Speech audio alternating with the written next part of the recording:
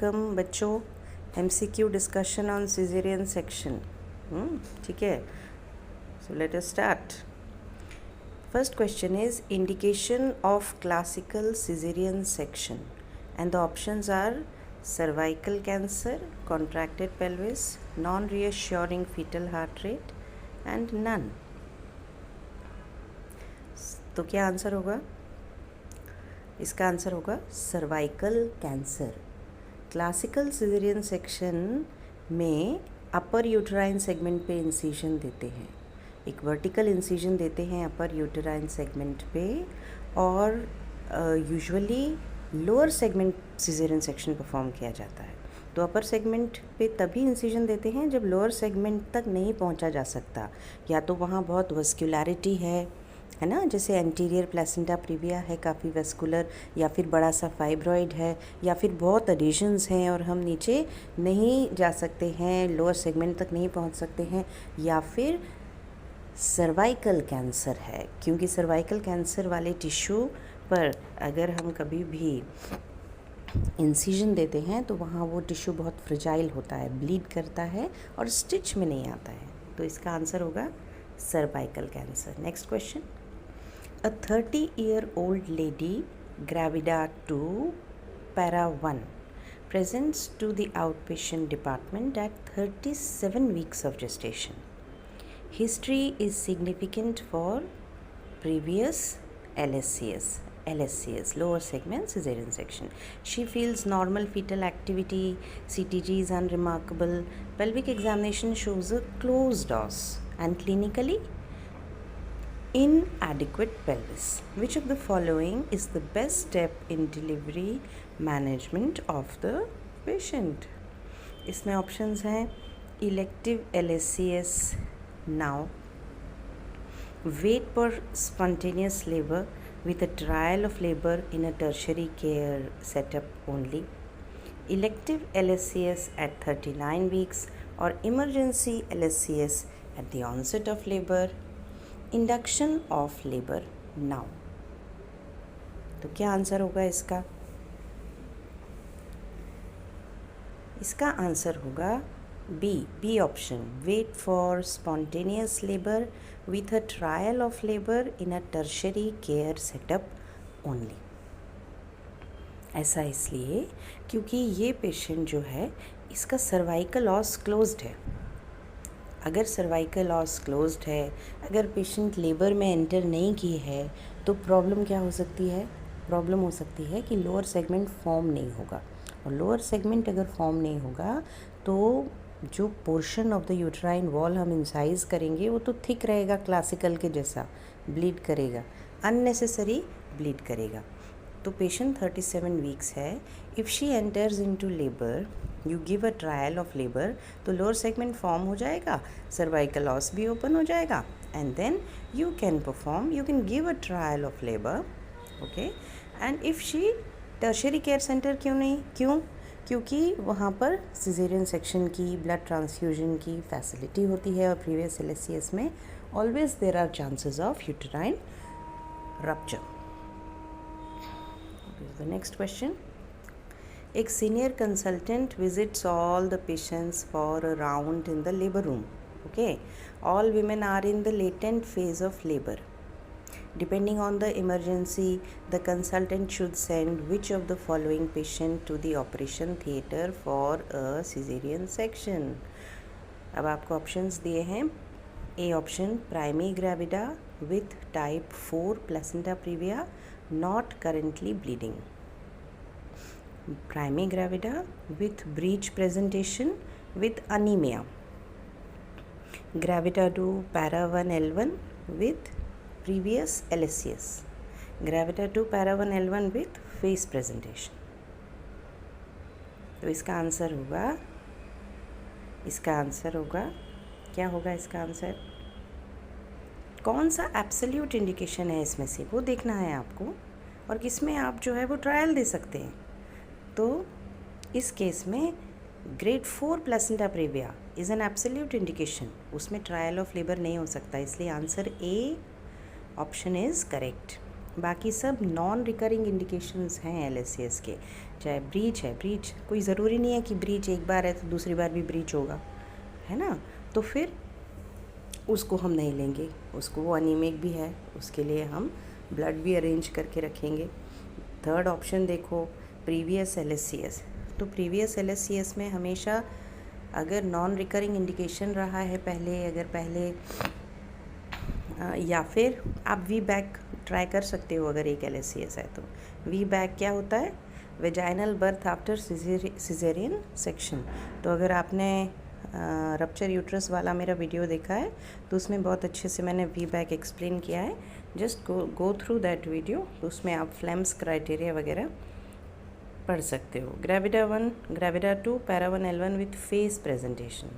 तो face presentation में अगर मेंटो एंटीरियर है ना तो वो उसमें हम ट्रायल ऑफ लेबर दे सकते हैं, इसीलिए इसको भी सिजेरियन के लिए नहीं लेंगे।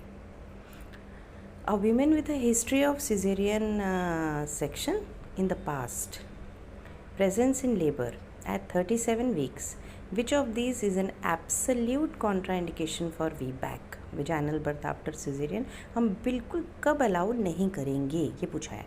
तो इसमें पहला ऑप्शन है previous 1 LSCS, previous classical caesarean, previous LSCS did for breach, previous LSCS done for previa placenta previa. क्या होगा इसका answer? Classical caesarean section, previous classical. Absolute contraindication होता है, उसमें हम ट्रायल ऑफ लेबर बिल्कुल नहीं दे सकते हैं क्योंकि उसका स्कार वीक बनता है। वीक क्यों बनता है?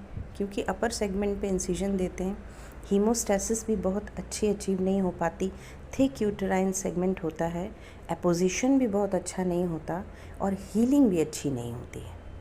तो इस वजह से यूटेराइन स्कार वीक होता है और नेक्स्ट प्रेगनेंसी में रप्चर की चांसेस भी 4 to 9% के बीच में होती हैं अगर क्लासिकल सिजेरियन सेक्शन रहा है तो। Next question, gravida 3 para 2 L2 with previous 2 LSCS with anterior placenta previa has got a very high risk of which complication? इसके ऑप्शंस क्या हैं?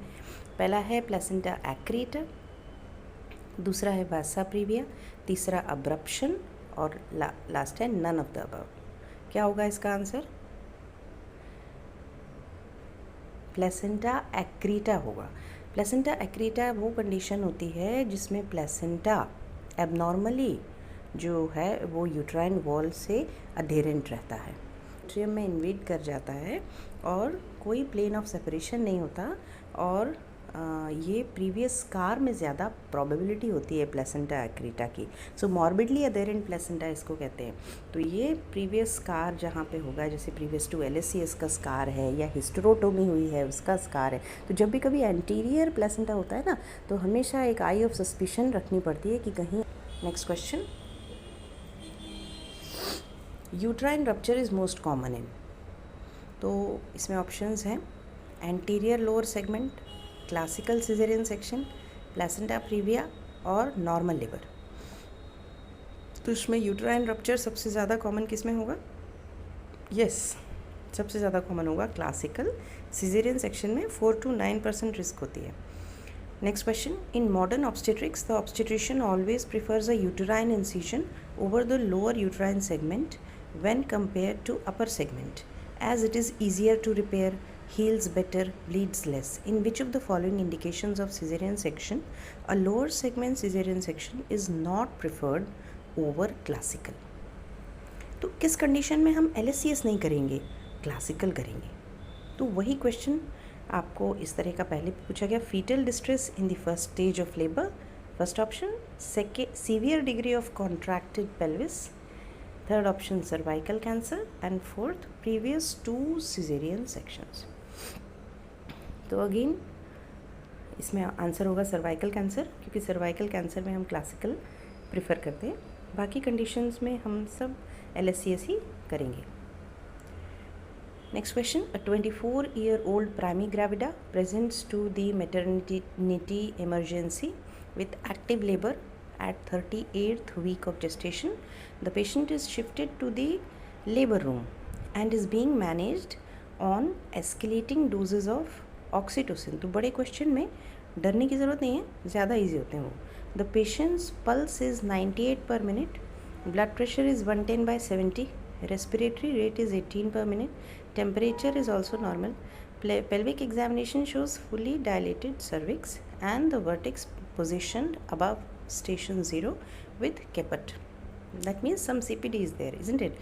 CTG shows persistent deceleration after each contraction.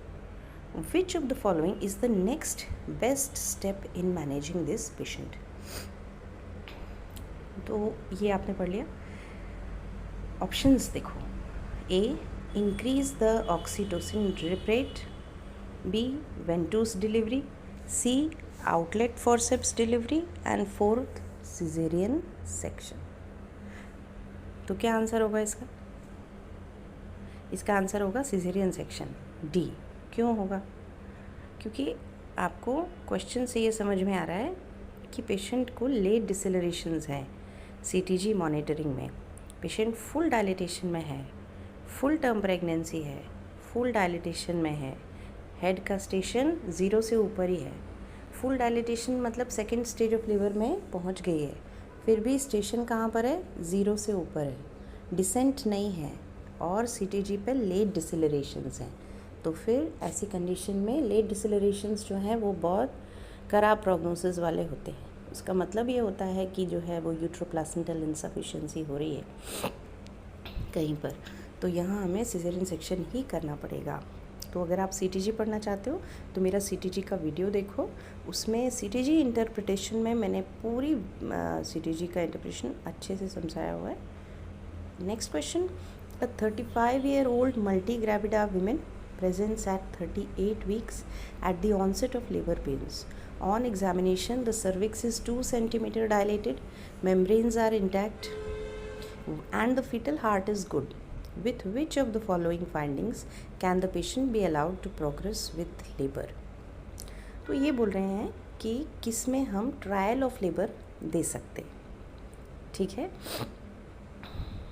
तो options हैं occipito posterior position, transverse lie, footling breach and mid pelvic contraction.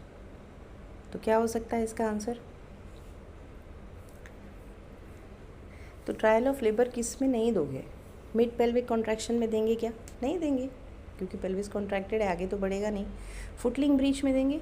नहीं देंगे, क्योंकि footling breach में cervix already dilatation चालू हो गया है, और अगर फुटलिंग है तो फिर क्या होगा मैम, वहाँ पे जो प्रेजेंटिंग पार्ट है वो तो सिर्फ फुटलिंग है, तो यूजुअली कॉर्ड प्रोलैप्स हो जाता है साथ में, और इसलिए ट्रायल नहीं देंगे. ट्रांसवर्स लाई का कोई मेथड ऑफ डिलीवरी नहीं होता है. ऑक्सीपिटो पोस्टीरियर पोजीशन में हम ट्रायल दे सकते हैं, क्योंकि ऑक्सीपिटो पोस्टीरियर डिलीवर हो सकता है.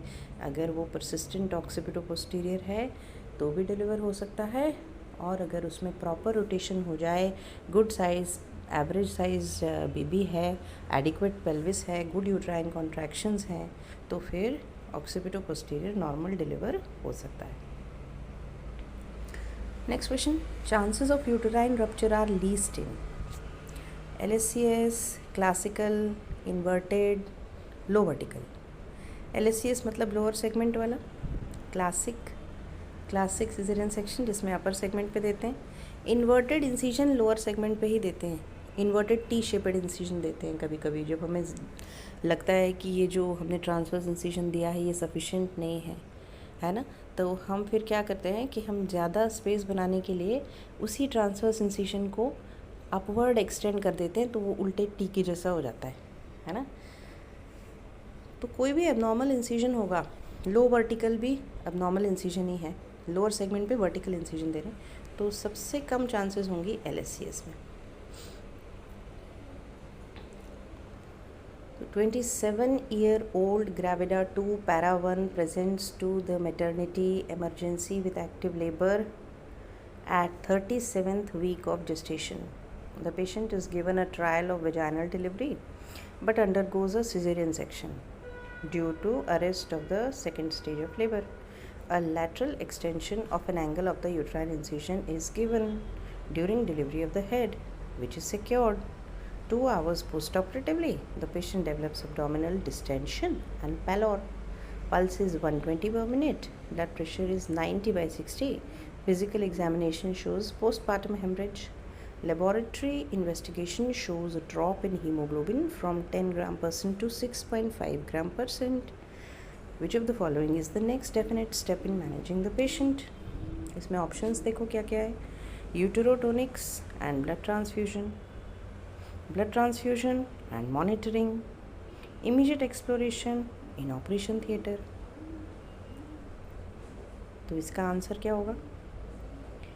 Yes, it will be immediate exploration in operation theatre, because history से समझ में आता है कि a cesarean section was performed and then there was an extension, uterine artery was avulsed, it was tied, the patient then post operatively वहाँ से जो artery जो टाई करी थी प्रोबेबली वही ब्लीड कर रही है, क्योंकि डिस्टेंशन है तो इंट्रापेरिटोनियल ब्लड कलेक्शन है, बीपी फॉल हो रहा है, पल्स रेज हो रही है ना, पीपीएच हो रहा है, हीमोग्लोबिन ड्रॉप हो गया है.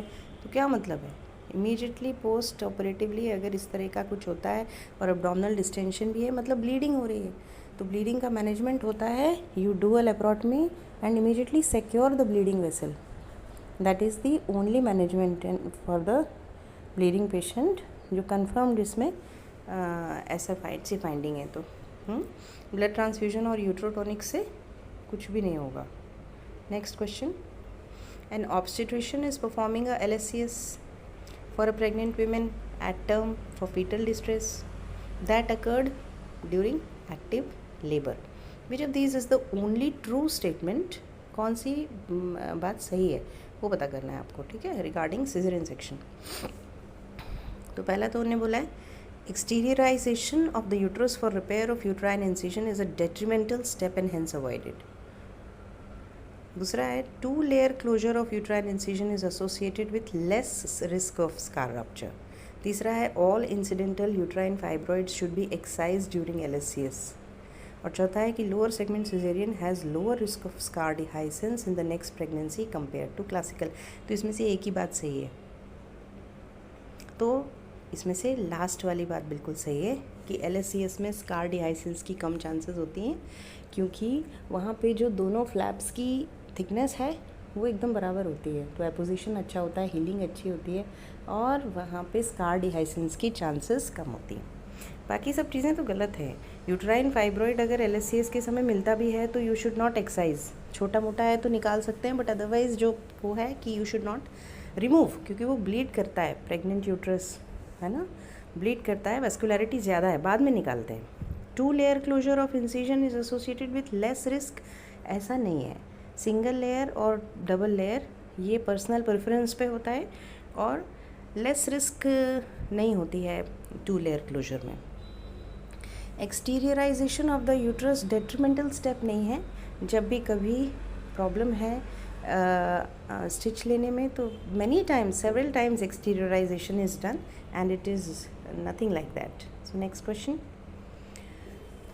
A 30-year-old Gravida 1 pregnant female presents at 37 weeks of gestation with prolonged labor in an emergency. Okay, she has had uterine contractions for the last 20 hours. Now the patient is taken for a cesarean section to the operating room. What is the correct position where the nurse should keep the patient on the operation theatre table? तो options क्या हैं?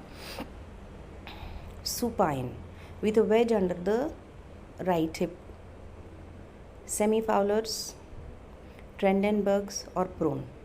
इसका answer क्या होगा? इसका answer है A, supine with wedge under the right hip.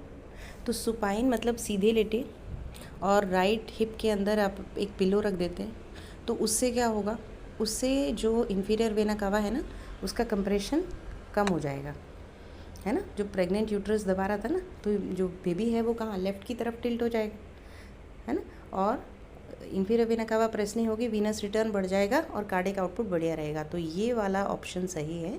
बाकी semi Fowler's position होती है 30 डिग्री हेड रेस्ड, उसको इसमें नहीं करते. उसको तो कभी कार्डियोथोरेसिक कॉम्प्रोमाइज़ है, ब्रीदिंग डिफ़िकल्टी वगैरह है तब करते हैं. Semi Fowler. स्ट्रेनलेनबर्ग मतलब 30 डिग्री जो है वो आपकी लेग रेज होते हैं, वो ट्रेनलेनबर्ग होती है। और प्रोन पोजीशन मतलब उल्टे लेटे हैं, तो इसमें ऑप्शन जो आपका फर्स्ट वाला सही है। Next question, analyst the instruments you will use in caesarean section. तो इसमें से कौन कौन से यूज़ करेंगे, नंबर आपको बताना है। पहला Doyen's retractor, BP knife and handle, Shirodkar's clamp, Karman cannula, Cusco speculum और ग्रीन आर्मिटेज फोर्सेप्स और एलिस फोर्सेप्स। तो कौन कौन से इंस्ट्रूमेंट्स यूज़ होंगे तो डिस्कस करते हैं। पहला है डॉयंस रिट्रैक्टर, वो तो यूज़ होता है डॉयंस रिट्रैक्टर, एब्डोमिनल वॉल को हम उसी से रिट्रैक्ट करते हैं। फिर बीपी नाइफ एंड हैंडल, तो नाइफ एंड हैंडल तो चाहिए पड़ेगा ना स्किन को इंसाइज करने के लिए। फिर शिरोडकर्स क्लैम्प, तो शिरोडकर्स क्लैम्प की यहाँ पे कोई ज़रूरत नहीं है, शिरोडकर्स क्लैम्प नहीं चाहिए पड़ेगा। कार्मन कैन्यूला की भी कोई ज़रूरत नहीं है ना। कार्मन कैन्यूला तो सक्शन वगैरह में यूज़ होता है।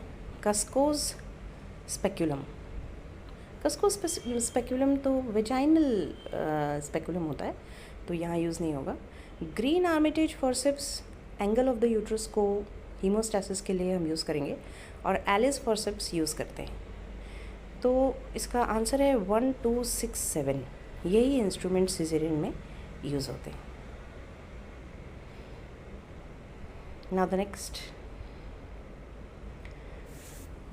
a 25-year-old Gravida 1 para 0 parturient requests labor epidural analgesia. ठीक है, during epidural placement the durameter is punctured. Which of the following post-delivery complications are the risks increased in this patient? तो बताओ अगर dura mater puncture हुआ है तो कौन सा कॉम्प्लिकेशन बढ़ जाएगा। पहला है हाइपोटेंशन, दूसरा पोस्ट ड्यूरल पंक्चर हेडेक, बैक एक, रेस्पिरेटरी डिप्रेशन, नर्व इंजरी। इनमें से कोई एक ऑप्शन सही है। तो इसका आंसर है पोस्ट ड्यूरल पंक्चर हेडेक। तो जब हम ड्यूरामीटर को पंक्चर करते हैं तो वहाँ से CSF बाहर आने लगता है, और CSF बाहर आने की वजह से हेडेक होने लगता है। तो post ड्यूरल puncture headache is a common complication, तो यही इसका सही आंसर है। A 24-year-old parturient with severe preeclampsia requires urgent cesarean delivery for non-reassuring fetal heart rate. The anesthesiologist plans general anesthesia. Which of the following physiologic changes of pregnancy increases the risk of inability to place an endotracheal tube in this patient?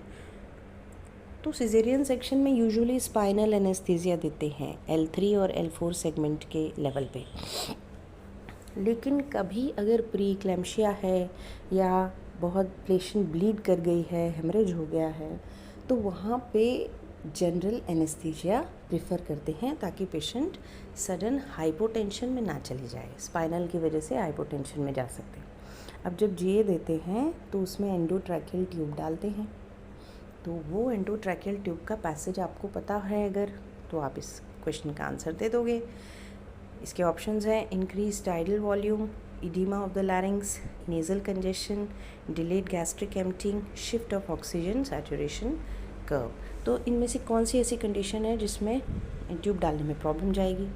तो क्योंकि वो हम मुंह से लेकर और नीचे हम रेस्पिरेटरी ट्रैक में डाल दें तो लैरिंग्स बीच में आएगा, और उसका अगर एडिमा है तो ये प्रॉब्लम होगी। तो इसका आंसर यही है। Next question, a 25-year-old Gravida 3 para 2 at 39 weeks is admitted in the labor room and their cervix is 5 centimeter dilated. The fetal heart rate tracing is reactive. 2 hours later she is re-examined and her cervix is unchanged, 5 centimeter dilated only. Then IUPC is placed and the patient is noted to have 280 Montevideo units by the IUPC. What is IUPC? It is intrauterine pressure catheter. After an additional 2 hours of labor, the patient is noted to B. Still 5 centimeter dilated only. The fetal heart rate tracing remains reactive. Which of the following is the best next step in the management of this patient? You perform a cesarean section, continue to wait and observe the patient, augment the labor with pitocin, attempt delivery via vacuum. तो last option तो हो ही नहीं सकता. Vacuum और forceps तब लगाते हैं जब फुल डायलिटेशन में हो. ऑगमेंट लेबर विथ पिटोसिन, यहाँ पे उसका डायलिटेशन तो बढ़ नहीं रहा है. अब डायलिटेशन जब नहीं बढ़ रहा है, इंट्रा यूट्राइन प्रेशर कैथेटर पे जो प्रेशर है वो नॉर्मल है, तो फिर क्या हम और कॉन्ट्रैक्शन बढ़ाना ही नहीं चाहते क्योंकि उसका प्रेशर तो नॉर्मल है, तो पिटोसिन वाला ऑप्शन नहीं होगा. Continue to wait and observe, तो नॉन प्रोग्रेस ऑफ लेबर है, मतलब कहीं ना कहीं ऑब्स्ट्रक्शन है. तो what is the sense in waiting? You will have to perform a cesarean section. So A option is correct. A 30-year-old woman, gravida 4, para 3 at 12 weeks of gestation is seeing you for a prenatal care. Her first pregnancy ended with a successful vaginal delivery at term. Her second pregnancy was uncomplicated, resulted in cesarean section.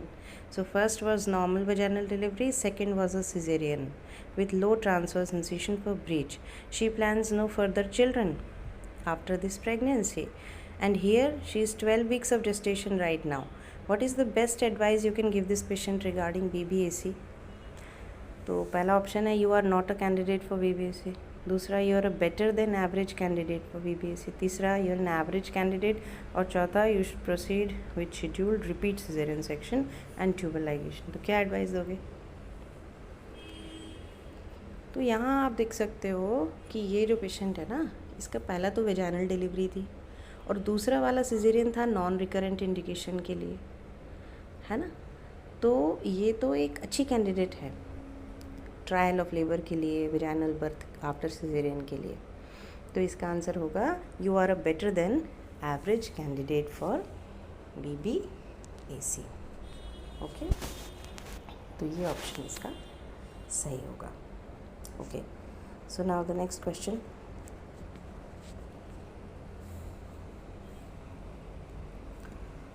So the next question is hematuria in previous LSCS patient indicates.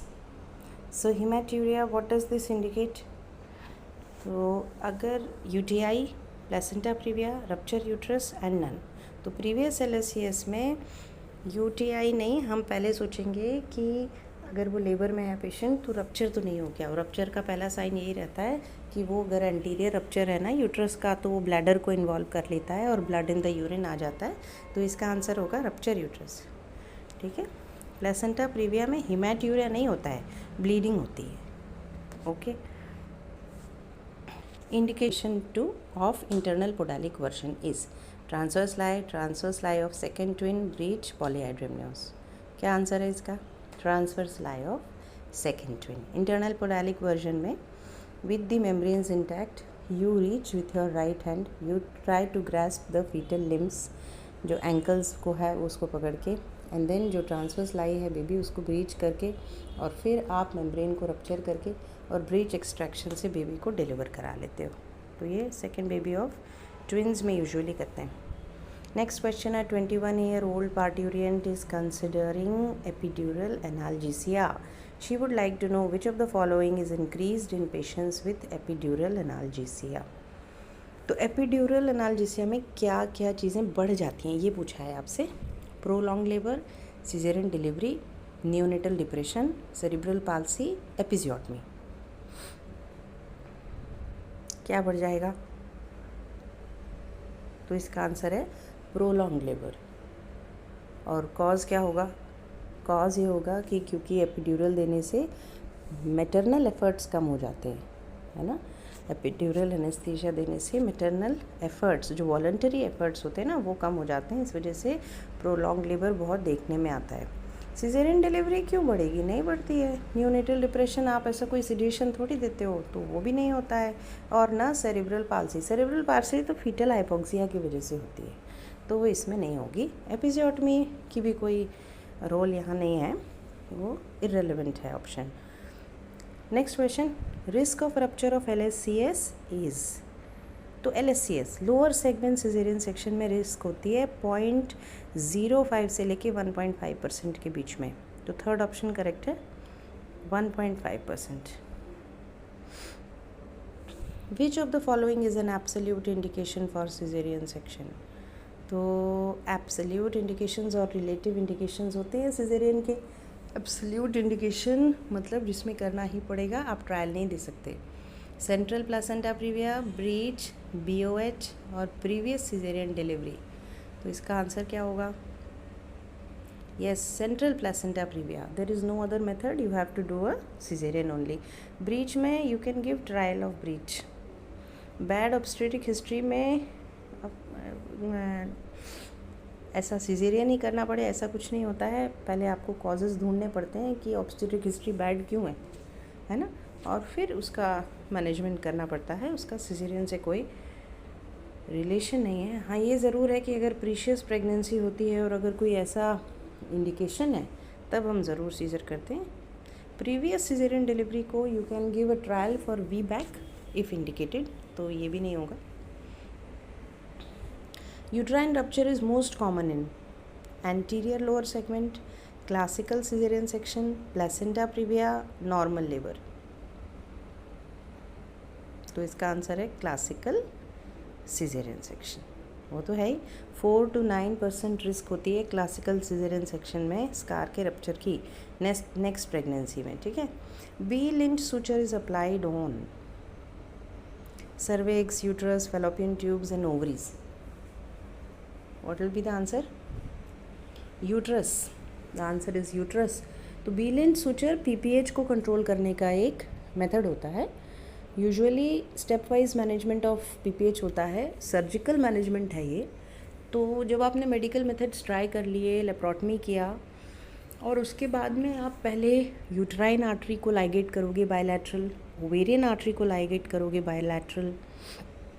उसके बाद भी अगर atonic PPH है और आपको ऐसा लग रहा है कि इट इज़ एटॉनिक और आप अगर यूट्रस को किसी तरह से कंस्ट्रिक्ट कर दो तो ब्लीडिंग रुक जाए, तो आप फिर उसमें B-Lint सूचर लगाते हो।